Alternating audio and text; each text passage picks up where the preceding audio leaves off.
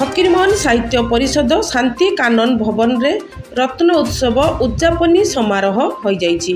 रत्नश्री उन्मोचन संवर्धना उत्सव 21 तारीख शनिवार संध्या 6 घटिकार बालेश्वर जिलापाल सूर्यवंशी मयूर विकास मुख्य अतिथि भाव जोगदे उद्घाटन करथिले।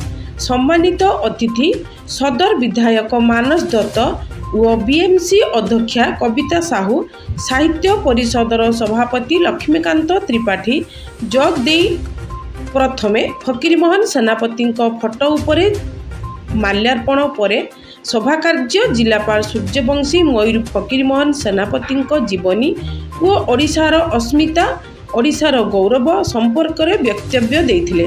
पुस्तक उन्मोचन और 6 जन प्रतिभावान व्यक्ति को पुष्पगुच्छ उत्तरी मानपत्र सहित संबर्धना कर जाइथिला। एही सभारे कवि लेखक गाल्पिक साहित्यिक और समाजसेवी बुद्धिजीवी उपस्थित थिले। Baleshwar Baliapal bureau report DSTV।